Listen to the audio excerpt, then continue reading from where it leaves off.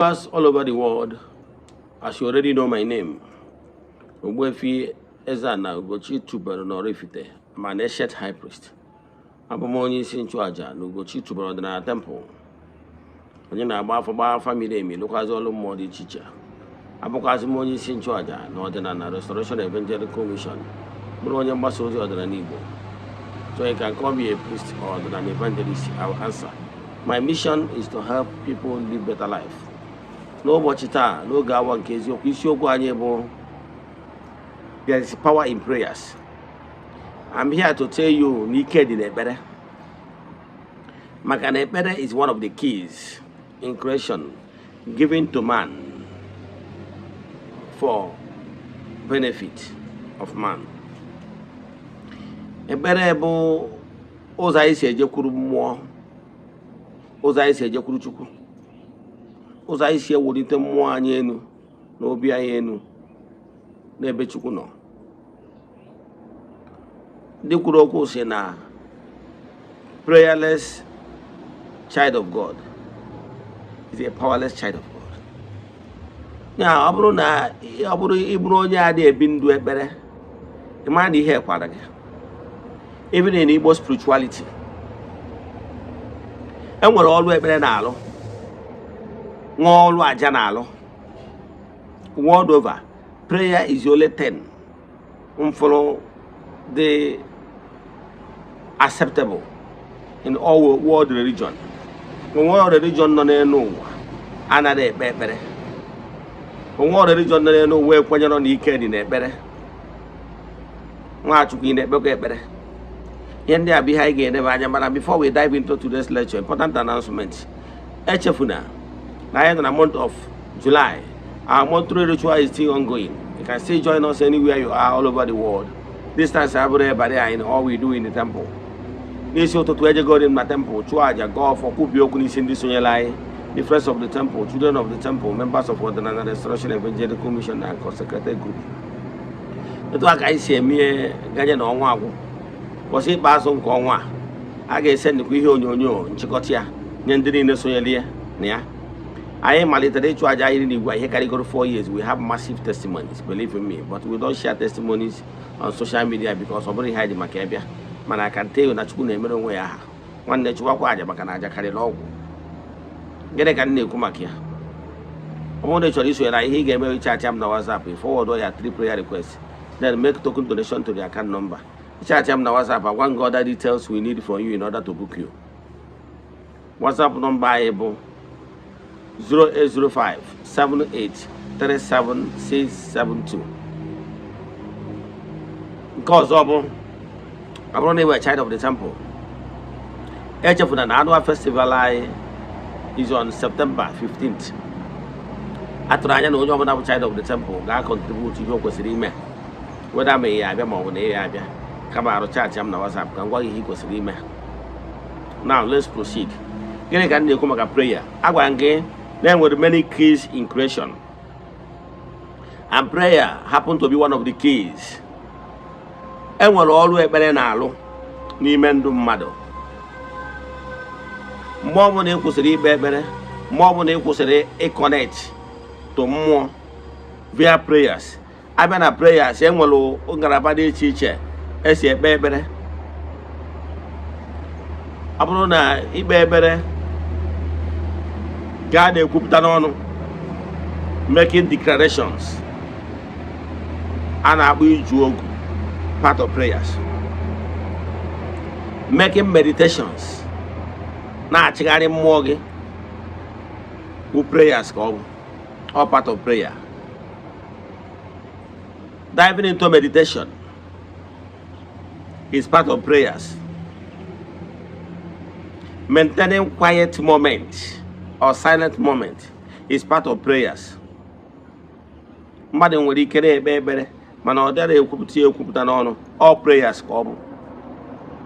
So na ekpere dị omimi, ọ sị na ekpere ka mmadụ ji akwụnye onwe ya n'ọkụ. World over, every world religion acknowledge the power of prayers. Naka nchọ ka nkọwara dịka Nwachukwu onye ọdịnala ka echetakwa na ekpere dị ile. You must create a time, make a time, 5, 10, 15, 20 minutes every day for your prayers. Very important. Mgbe ị na-ekpe ekpere ị na-akwụnye onwe gị n'ọkụ, mana mgbe ị kwụsịrị ikpe ekpere ihe ọ pụtara ị na-akwụpụ onwe gị n'ọkụ. And ka m gwa gị, when you refuse to charge your phone, kwụnye phone gị n'ọkụ ka phone gị charge ya, it's only when your phone is charged you will be able to remain connected to the network. When you refuse to charge your phone will go flat and it will be disconnected. Eto aka ọ dị na mmụọ. Ị ga-enwerịrị time gị na ụmụ mmụọ ji anọ ọnọdụ. Ị ga-enwerịrị time iji akọrọ ụmụ mmụọ etu ị chọrọ ka ọnọdụ dịrị gị. Ị ga-enwerịrị time gị na ụmụ mmụọ ji atụ alo. Ị ga-enwerịrị time iji ekwubi okwu n'ime ndụ gị maka na etu ị chọrọ ka ndụ gị dịrị gị ka ọ ga-adịrị gị. Ọtụtụ ndị mmadụ na-adị lazy to the point na ha enwero time for meditation. Ihe na mmụọ mmụọ ịkpa nkata. Ọgwụ akpụdebe ntị nso ama ntị ụla. Gị na ụmụ mmụọ ga-enwerịrị build ihe a na-akpọ personal relations. Maka ọ mgbe gị na ụmụ mmụọ na-anọrị, na-akparị, na-akọrị ka ha ga-ama gị mara ha. You build all this bonding. Very important. Stop relying only solely on aja ma ọ wee ekpere ndị nchụaja gị na-ekpere gị. In as much as ha na-ekpere gị ekpere, gị nwa na ụgwọ ga-anọkwa na side ebe ị nọ na-eti ise. Ị ga-anọkwa na side ebe ị nọ na-akọnekt ya. Ị ghọtara ya? Maka na onye nchụaja gị kwubiri okwu chụọ aja kwubie okwu n'isi gị.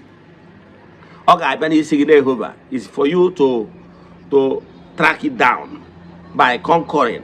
Now the same power and the same nature eji kwubie okwu n'isi gị. So it is not lazy to the point that na ndụ ekpere gị bụ zero. Ị ga-enwerịrị ndụ ekpere n'ime gị mgbe gị na ụmụ mmụọ ji akparị ụka, mgbe iji agwa ha ka o si dịrị gị, mgbe gị na ha ji atụ alo.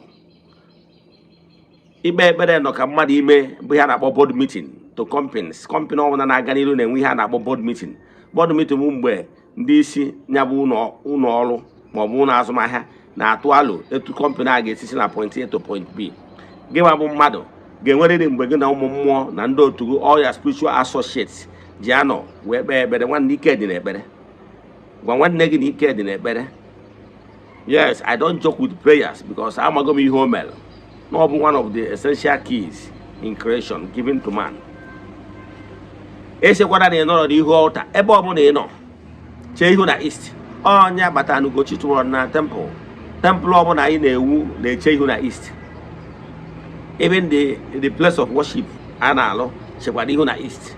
Maka na ọwụwa anyanwụ ebe ike niile si n'aka ya esi abịa. Ọnya bata na every world known temple na-eche ihu na east.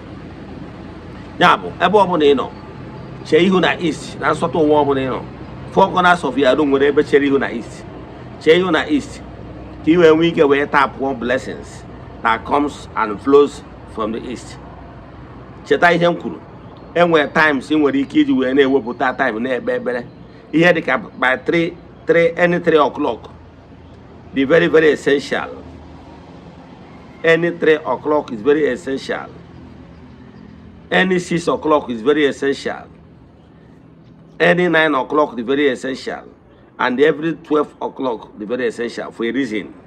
Because 12 or 1 plus 2 make giving you 3.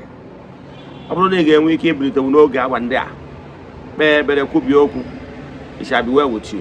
Ka m kwụsị ebe a. Ọ bụrụ na o nwere ajụjụ ị nwere ịjụ concerning the power of prayers, I can tell you. Ọ bụrụ na nyebeghị testimony ihe ekpere lugoro na ndụ ndị mmadụ and ihe ọ ka ga-alụ n'iru, ihe ọ ga-alụkwa n'isi gị onwe gị nọ under the influence of my voice right now. Ma ọ bụrụ na ị kwere, ị ga na-agba n'aka na-agba n'ụkwụ. Ya bụ, ọ bụrụ na ị chọrọ isonyere anyị na-achọghịkwa anyị n'oge ekpere n'oge awa ndị a, chee ihu na east, it shall be well with you. Let us pray. Ekwem m na Chineke. Ekwere m na ọ dị ihe siri m ike ka Chineke na-apụghị izi m ụzọ m ga-esi lụgbuo ya n'ihi na ọ mazuru ihe niile. Obi m siri ike na Chineke emeworo m ya. Ya gazie. May the blessings of Chukwu Okike pụrụ ime ihe be with you all. May you be protected, may you be blessed now and forevermore. Ya gazie. Udo dịrị unu.